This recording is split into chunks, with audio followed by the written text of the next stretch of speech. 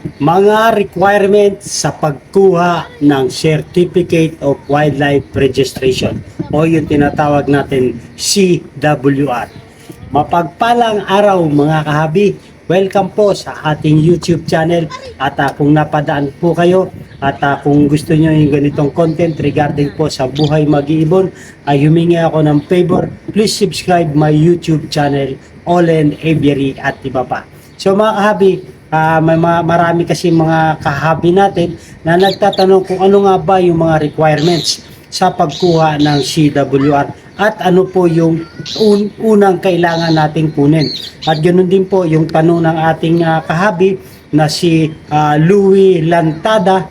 Hindi ko po alam anong uunahin ko dyan, sir. So ito, na-share niya yung mga requirements para sa pagkuha ng CWR.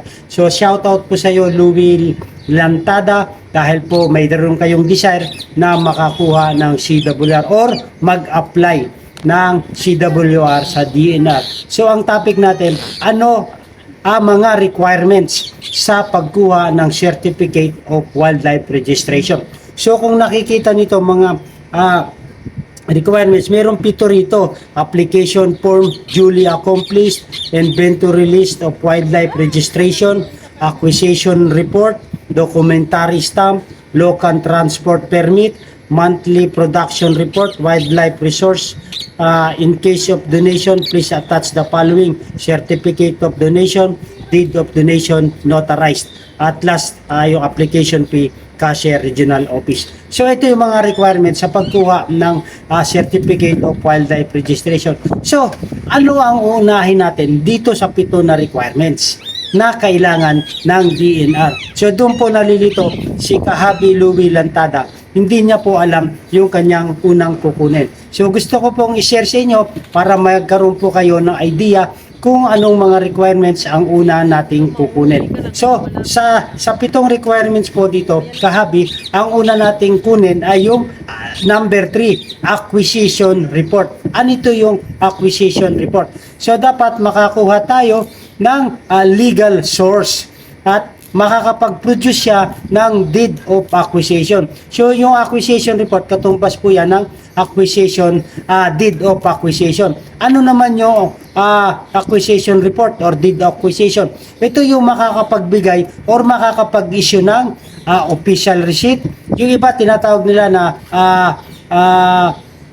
sales invoice. Yon yung tinatawag nila, sales invoice or deed of sale or deed of donation. Kahit alin po dyan sa 3, 4 na, dahil yung sa official receipt, sales invoice, halos isa lang po yan, kahabi. Resibo po ito, yung original, official receipt, deed of sale at deed of donation. Kahit alin dyan po, yan ang unan yung kukunin na requirements para i-apply natin sa DNR. Ang makakapagbigay nito, kahabi, ay yung legal source, yung pagkukunan natin ng ibon.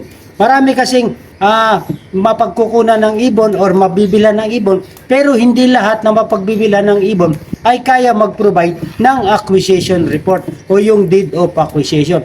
So kung gusto natin iparehistro yung ibon natin na i-acquire, dapat merong kalakip na acquisition report.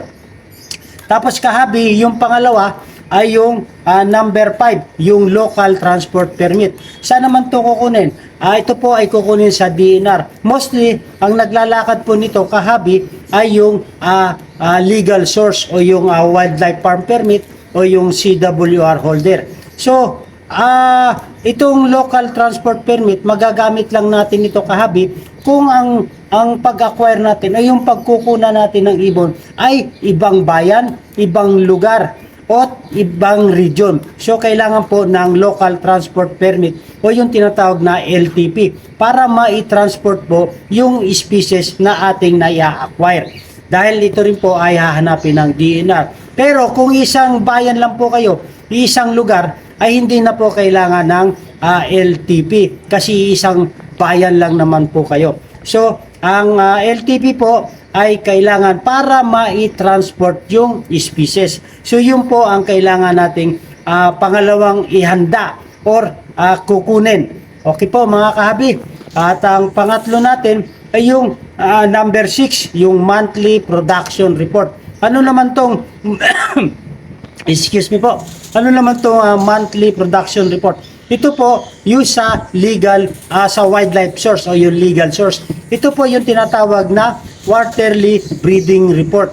Kung kailangan ng DNR na ay yung pagkukunan natin ng species ay active sa pagsasubmit ng monthly production report o yung quarterly breeding report. So hihingi lang po tayo sa kanya ng photocopy ng kanyang latest na isinubmit na monthly production report o yung tinatawag na QBR.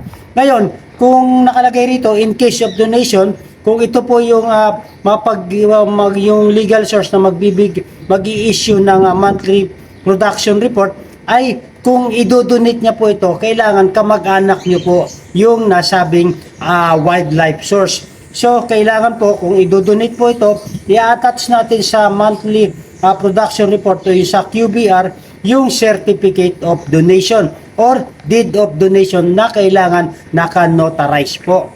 Yun po ang kailangan nating handa yung pangatlo nating ihanda kung tayo po ay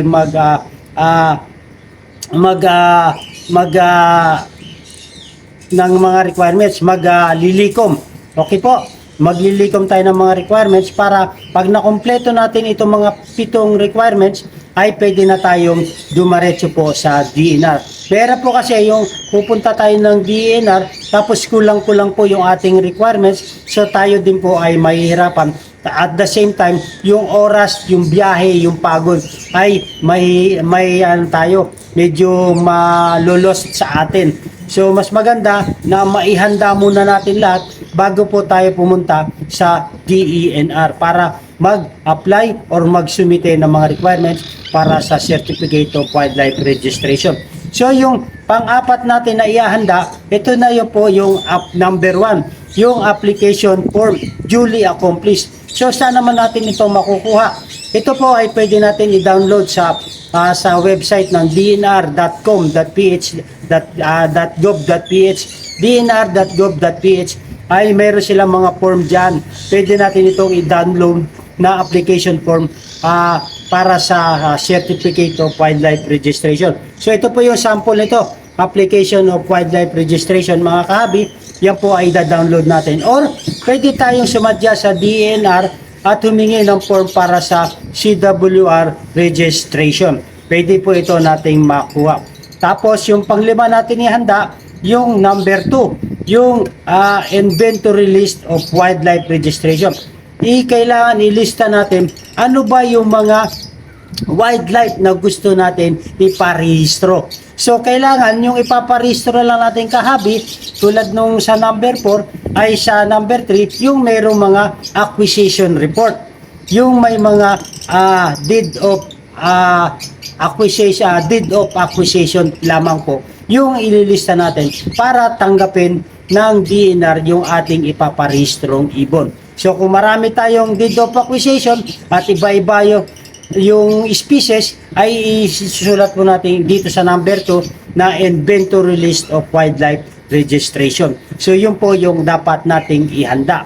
So yung pang-anim po ay yung pagbabayad po ng fee. Pero bago yan tayo magbayad sa application fee sa cashier o sa regional office, ito yung number 7, ay meron po magsasagawa muna ang DENR o yung inspection team ng DNR na magkaroon ng site visit. Titingnan muna nila yung species na gusto nating iparehistro at gusto nating yun nga, yung iparegister at titingnan po yung area natin kung may kapasidad tayo na mag-alaga ng mga species. Titingnan yung aviary natin, yung mga cage, kung sapat ba, yung akma ba yung cage sa mga ibon o yung mga ibon sa ating mga aviary. So i-inspectionin po muna yan bago tayo aprobahan. So yung pang-pito po kahabi ay yung documentary stamp. Yung stamp po ay babayaran na lang po natin sa cashier o sa regional office. Tapos ito po ay i-attach sa CWR registration na po. Ito na po yung certificate natin. Doon po i-attach yung documentary stamp. So pag tayo na-aprobahan po, itong documentary stamp ay i-attach sa katulad po nito sa CWR holder. So pag tayo po ay na-aprobahan, isa na po tayong Certificate Wildlife Registration Holder o yung tinatawag na CWR. So hope mga kabi, meron tayong mga natutunan sa mga requirements sa pagkuha ng Certificate of Wildlife Registration. So pag nakompleto na po natin, unahin po natin yung acquisition report, local transport permit, at monthly production report, yung QBR. Photocopy lang naman po ito, kahabi.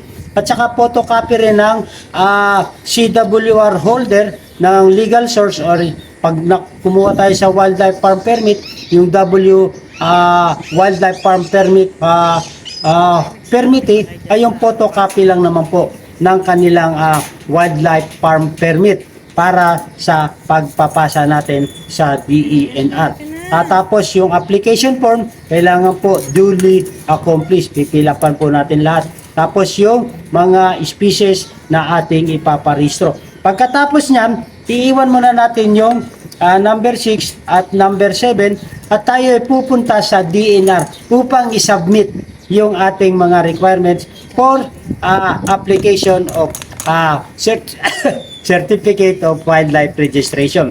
So, yun po ang proseso sa pagkuha ng CWR. So mga kahabi, kung nagustuhan yung topic natin, sa mga kahabi natin dyan na nagbabalak ng pagkuha ng certificate, kung ano yung mga requirements, so narito na po. At kung nagustuhan itong video na to, humingi ako ng favor, please subscribe my YouTube channel, Olen Every at iba pa. So, kahabi Louie Lantada, hope meron tayong naunawaan kung ano po yung unyong unahin sa pagkuha.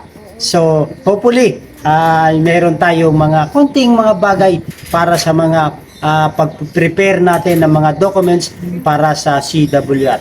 So mga kabi, gusto ko rin pong pasalamatan ang ating mga subscriber na patuloy na sumusuporta sa ating YouTube channel, sa mga silent viewers dyan, at sa mga kahabi natin na nagko-comment, nagme-message sa ating messenger. So kung meron po kayong mga tanong, ay pwede nyo pong i-message ako sa same name po, Olen Every at iba pa. Kung ano po yung concern nyo at kung kaya kong sagutin ay atin pong sasagutin.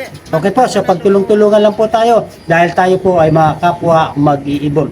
So nais ko rin po i-shoutout si kahabi Aileen Baron, Willie Calma, shoutout po sa inyo, Kiano Dibota, Marciano Ramos, shoutout po sa inyo mga kahabi, si kahabi Franz Chua, Jigs Antido, shoutout po sa inyo, si Alan Alpha Pagyo, shoutout po, Bicol Oragon Doberman Society, shoutout po sa kahabi, at last but not the least si Romel Aquino. So shoutout po sa inyo mga kahabi. Maganda ang buhay pag meron tayong mga sinisimulan ng mga requirements para makakuha na po tayo ng Certificate of Wildlife Registration. Para sa ating pag-aalaga ay wala pong pangamba. Mabuhay and God bless. Thank you for watching.